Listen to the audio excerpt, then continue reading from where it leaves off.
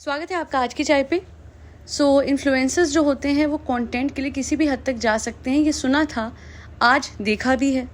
अगर मैं आपको बताऊं कि एक इन्फ्लुएंसर है जो कि अपना get ready with me shoot कर रही थी, पूरा का पूरा वीडियो बनाया, कैसे वो तैयार हुई, मेकअप करा, अच्छे से कपड़े पहने, she is looking all hello and hearty, खुशी भरी एकदम वो रील है। और वॉइस ओवर सुनेंगे तो हैरान हो जाएंगे। वो बेसिकली कोलकाता की जो लेडी डॉक्टर है जिनके साथ जघन्य अपराध हुआ है, उस पूरे इंसिडेंट के ऊपर वो वॉइस ओवर था। हैरानी की बात ये थी कि voice over was not matching with the reel. Now एक चीज़ किसी को समझ नहीं है, हालांकि पहले 5 मिनट में ही वो जो क्रिएटर हैं जिनका नाम है सारा सरोश, उन्होंने वो रील डिलीट कर दी क्योंकि लगातार कमेंट्स जो है वो ये आ रहे थे कि what on earth is this reel. लोगों को लगा कि बेहद ही इंसेंसिटिव रील है और सारा ने इसी वजह से डिलीट भी कर दी। और उसके बाद हुआ वो जो सारा कभी नहीं सोच सकती थी। किसी ने उस रील की स्क्रीन रिकॉर्डिंग ट्विटर पे डाल दी और ट्विटर पे वो वायरल हो गई। इसके बाद कविता कौशिक का रिएक्शन आया और उन्होंने ट्वीट करा। इस ट्वीट में कविता ने कहा that one major difference between an artist and an influencer is how they approach or react to sensitive topics. While an artist works from his or her heart, latter well for numbers. With numbers, it is all about numbers. इस बात में तो मैं भी कविता के साथ हूँ कि जो सारा ने किया वो गलत था, क्योंकि जहाँ it is important for every influencer to voice their opinion, to voice an awareness on this case, जहाँ पे कम से कम इस केस के फैक्ट्स को सामने रखना और ये बातें सामने रखना कि कैसे इस केस पे बार बार मैनिपुलेशन की जा रही है by the party in power, ये ज़रूरी था। वहीं दूसरी ओर जस्ट बिकॉज आपको इस केस पे कोई ना कोई कंटेंट पोस्ट करना था तो आप पे इतनी भी फुर्सत नहीं थी सारा कि आप बैठ के एक वीडियो बना सकती हैं अपने यूट्यूब चैनल पे और अपने इंस्टा पे भी as a matter of fact, और दोनों ही प्लेटफॉर्म्स पे अवेयरनेस रेज करती, but in a much more serious manner, not in a manner जहाँ पे ऐसा लग रहा था, I repeat, ऐसा लग रहा था कि जैसे आपको तो बस इस टॉपिक पे कोई रील खींचनी थी, मन नहीं था वीडियो बनाने का, तो चलो ये रील पड़ी हुई है जो कि पहले से इन्होंने बना के रखी थी। इन्होंने खुद कहा है, जी हाँ, अपने अपॉलॉजी वीडियो में, अपने ब्रॉडकास्ट चैनल पे, हर जगह इन्होंने खुद कहा है कि ये तो पहले की मेरी वीडियो थी और मैं चाहती थी कि लोग सिर्फ सुने, देखे नहीं। बट कैसे ना देखे, जहाँ आप हर एक कॉन्टेंट पे, अच्छा आई एम सो सॉरी, हर एक कंटेंट पे इस वजह से आप लगन से अपने वीडियोस बनाती हैं, रील्स बनाती हैं, क्योंकि वहाँ तो आपको ब्रांड्स कोलैबोरेशन देते हैं, उस कोलैबोरेशन के आपको पैसे मिलते हैं। भैया यहाँ तो कोई पैसे नहीं मिलने वाले थे, तो क्यों आप मन से कुछ करते हैं ना। तो भाई ये बनी हुई है, चलो इसी पे वॉइस ओवर। बट मैं एक चीज़ समझ नहीं पा रही हूँ, हर रिप्लाई में एक चीज़ अच्छी है कि सारा ने माफ़ी मांगी, बट उस माफ़ी के हर रिप्लाई में ये भी बात उन्होंने कहीं ना कहीं मेंशन करी है कि she was fully aware of the fact कि जो वॉइस ओवर है और जो रील है जिसमें वो get ready with me shoot करके उसको पूरा कंपाइल करके फिर उसका वॉइस ओवर दे रही थी, वो दोनों सिंक में नहीं है। यानी जो सीरियस वॉइस ओवर था, जब वो उन्होंने खुद डाला तो उनको समझ में आ रहा था कि ये बिल्कुल भी फिट नहीं बैठ रहा है रील पे। फिट ना बैठने की बात ही नहीं थी, यहाँ पे बात थी एक सीरियस मैटर की। यहाँ पे बात थी कि as the citizen of this country आप इस टॉपिक पे, इस पूरे इंसिडेंट पे कैसे अवेयरनेस फैलाते हो। और कोई भी तरीका हो सकता था, बट ये तरीका, ये बेयर मिनिमम एफर्ट डालने वाला तरीका, ये गलत था। यही नहीं, सारा ने अपने ब्रॉडकास्ट चैनल पे ये भी कहा है कि मैं कोई रिपोर्टर तो नहीं हूँ जो सेंसिटिव टॉपिक्स को इस तरीके से अपने चैनल पे रखूँ। मैंने इस टॉपिक को उसी तरीके से रखा जैसे मैं अपना ब्यूटी कंटेंट रखती हूँ, जैसे मुझे आता है अक्सर कंटेंट रखना। तो मैं एक चीज़ बोलूँगी, सारा आपको ना रिपोर्टर बनने की या रिपोर्टर की तरह एक्ट करने की या रिपोर्टर की स्किल्स सीखने की ज़रूरत नहीं है। You just need to be human enough to keep your opinion forward. आपके खुद के कितने सब्सक्राइबर्स हैं जिन्होंने आपके ही चैनल पे कमेंट करा है कि सारा it's high time grow up and become a mature individual. आप एक नॉर्मल ह्यूमन बीइंग की तरह भी अपना ओपिनियन सामने रखती, that would have been more than enough. क्योंकि एक नॉर्मल इंसान सेंसिटिव होता है। और जो बार बार सारा कह रही है that she is admitting the fact that her reel was tone deaf, तो इतना टोन डेफ कोई नहीं होता, इतना निर्दय कोई नहीं होता कि जो उस लड़की के साथ हुआ उस चीज़ को वो बिना समझे, उस बात की ग्रेविटी को बिना समझे वो कुछ भी कंटेंट खींचने के लिए कुछ भी डाल रहा है। क्योंकि भाई बैठे बैठे हमको जो हम कर सकते हैं हम वही करेंगे, एक्स्ट्रा एफर्ट तो हम पेड कोलैबोरेशन में डालेंगे ना। हम तो रिपोर्टर नहीं है भैया, हमारा काम नहीं है। हेलो मैडम, ये काम नहीं था, आपका फ़र्ज़ था जो आपने बखूबी नहीं निभाया और बेहुदगी से निभाया। सॉरी टू से। यही नहीं, जब सारा ने माफ़ी मांगी, फर्स्ट अपॉलॉजी की मैं बात कर रही हूँ, तो एक बड़ा ब्लैंड सा अपॉलॉजी लेटर पोस्ट कर दिया अपने स्टोरी पे। और पता है मुझे पूरी की पूरी अपॉलॉजी पढ़नी भी नहीं थी, बिकॉज मैं इतनी ज़्यादा हैरान थी। यहाँ भी सारा को स्टाइल मारना था।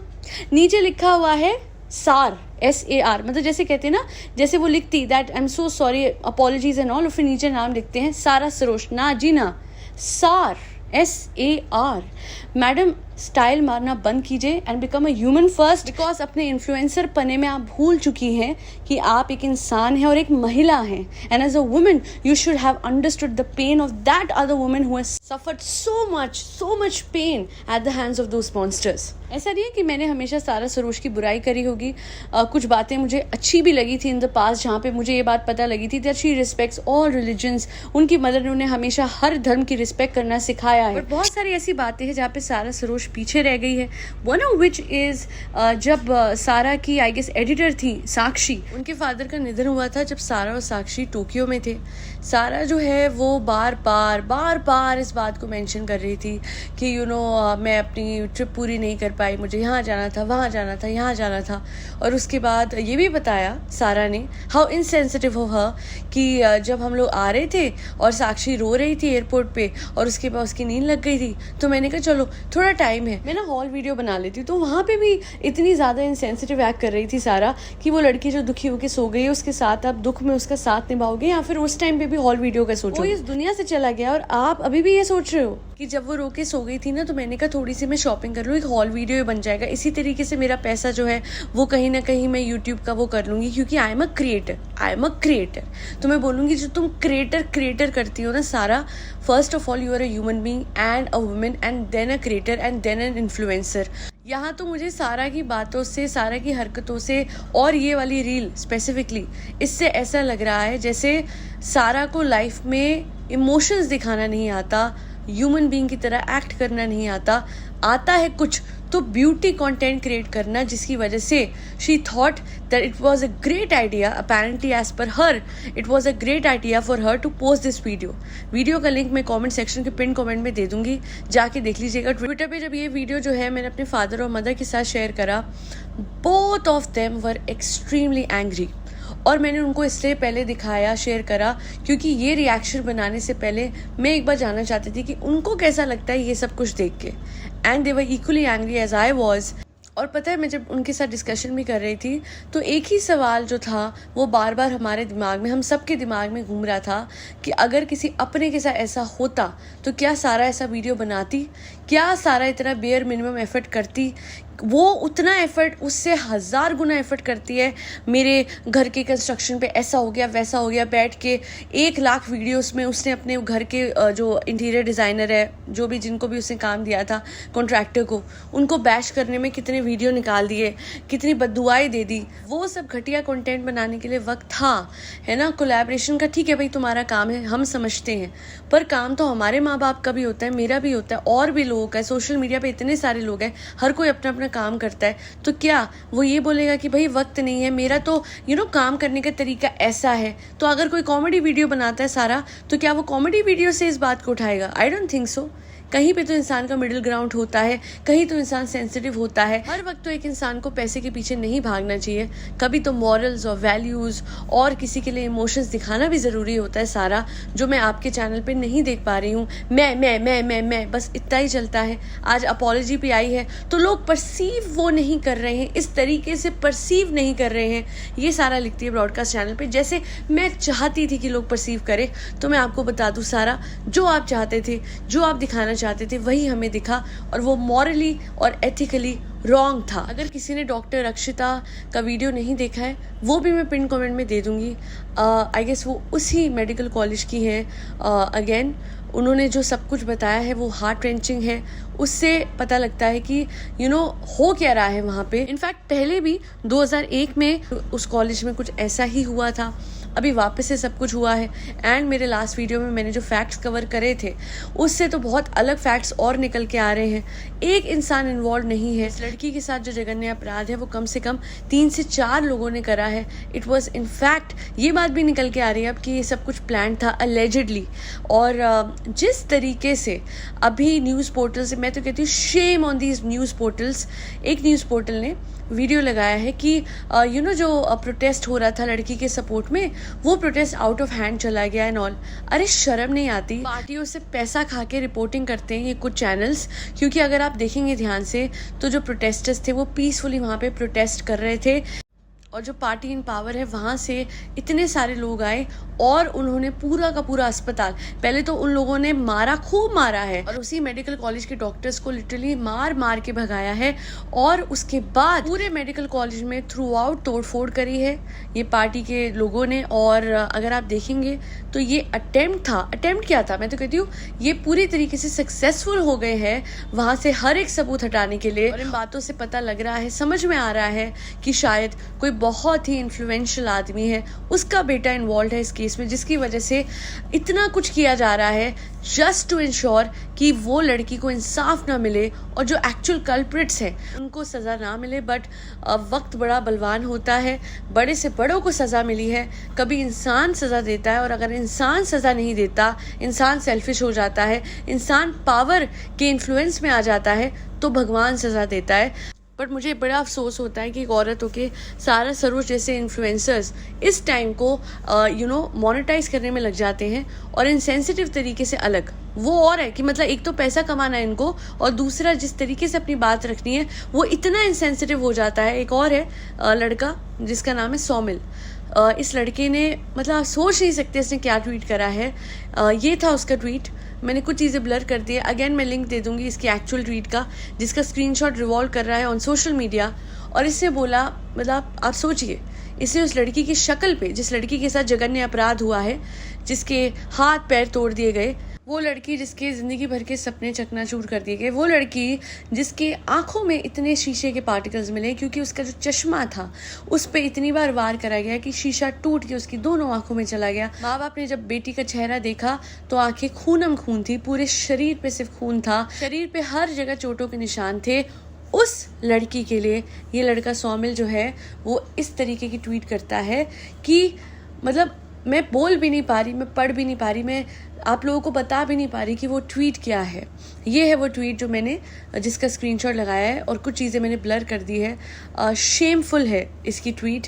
इसने उस लड़की के शक्ल पे कमेंट करा है, और मैं सीधे शब्दों में बिना कोई भी बात को शुगर कोट करते हुए एक ही चीज़ कहूँगी कि इसकी परवरिश में बहुत बड़ा खोट है। क्योंकि प्रॉब्लम ये है कि इसने ट्वीट तो करी बट सारा की तरह कोई माफ़ी नहीं मांगी।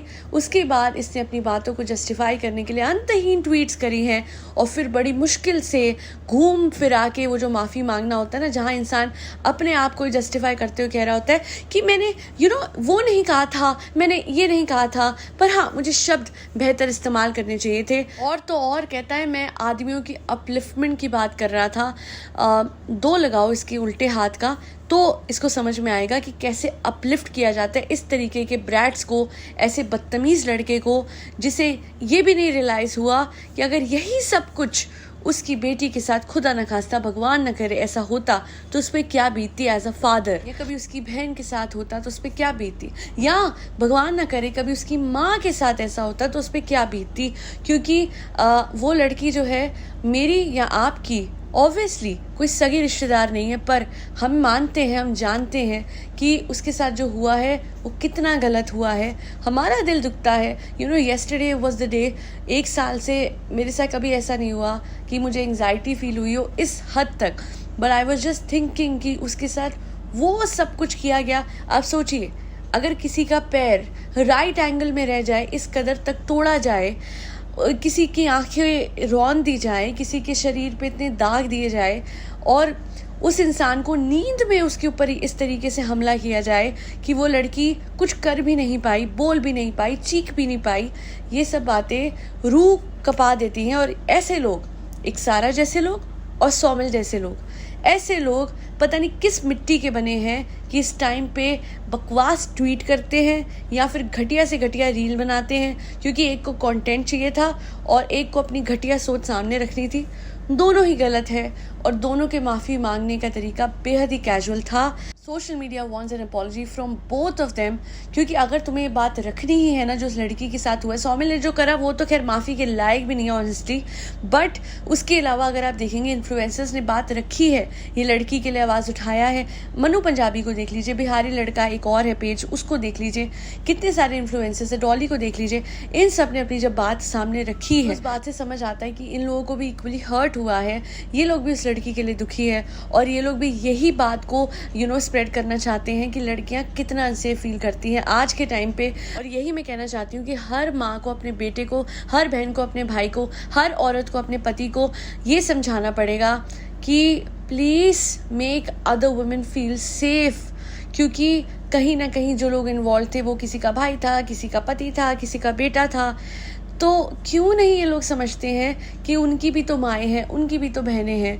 मैं मार्केट जाती हूँ, वहाँ पे भी यार कुछ नहीं, मतलब रैंडमली किसी का हाथ कहीं भी लग जा रहा है और इनको कुछ बोलो तो आगे से चौड़े होके आते हैं। और भरी मार्केट में जो लोग छेड़ सकते हैं, अकेले में वो लोग कुछ भी कर सकते हैं, आप सोचिए। और जो लोग कहते हैं ना इस टाइम पे नहीं, उस टाइम पे नहीं, अरे किस भी टाइम पे लड़की निकले, सुबह के 6 बजे निकलती है तो भी उसे खतरा होता है, स्कूल में जाती है तो भी उसे खतरा होता है, घर पे रहती है तो रिश्तेदारों से भी उसको खतरा होता है। कितने केस ऐसे निकले हैं जहाँ खुद के रिश्तेदारों ने उसके साथ गलत करा होगा। सत्यमेव जयते के एपिसोड में था कि बेटियों के साथ घर में भी गलत हुआ है, ये केसेस भी रहे हैं। तो कौन सी जगह बेटी कोई सेफ है, कहाँ सेफ है? कहीं भी नहीं।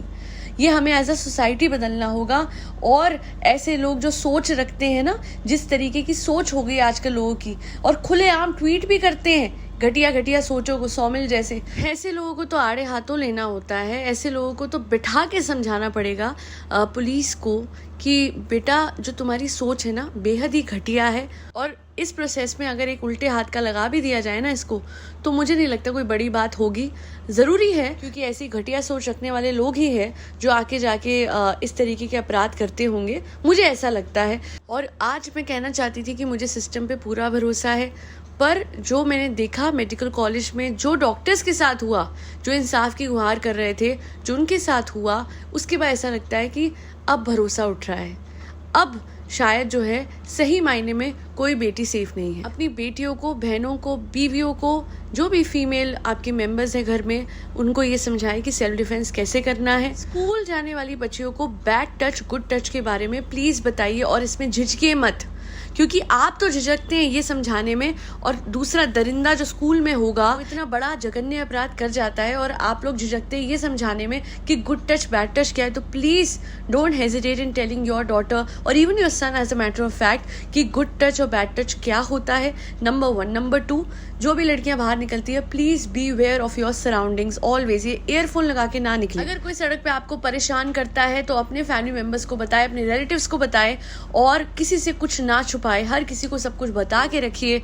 और मैं सच बता रही हूँ, अगर आप कन्फ्रंट भी करते हैं विद योर फैमिली कीजिए, अकेले में किसी को कन्फ्रंट ना करें, क्योंकि it can definitely prove to be as dangerous as it was for the lady doctor. Please be safe. और हाँ, अपने साथ पेपर स्प्रे हमेशा रखिए, पर सुनसान इलाकों में जितना जल्दी हो सके वहाँ से निकलने की कोशिश करिए। हालांकि मैं इतना बोलूँगी कि हम बहुत ध्यान रखते हैं, हर औरत ध्यान रखती है, कोई नहीं चाहता उसके साथ ऐसा हो, पर दरिंदे इतने हैं कि कहाँ पे क्या हो जाए। अगर एक अस्पताल में एक लेडी डॉक्टर के साथ ही हो सकता है तो फिर कहीं भी कुछ भी हो सकता है। और मैंने लास्ट टाइम कहा था सऊदी का रूल आए, सऊदी का रूल आए, सऊदी का रूल आए, पर द प्रॉब्लम इज कि अगर वो सऊदी वाला रूल आ भी जाता है कि भैया चौक में खड़े होकर के इनको अपराधियों को मारा जाए, प्रॉब्लम ये आ रही है कि अपराधियों को ढूंढने नहीं देती ना अथॉरिटीज, ये इशू है, उनको खुद बचा रहे हैं ये पॉलिटिशियंस। तो अब मैं एक ही चीज़ कहूँगी कि जब इलेक्शन आए तो सोच समझ के इलेक्ट कीजिएगा, ताकि ऐसे लोगों को आप इलेक्ट ना करें जो कि बलात्कारियों को बचाने में एड़ी चोटी का जोर लगाते हैं। आज के लिए इतना ही। जय हिंद, जय भारत।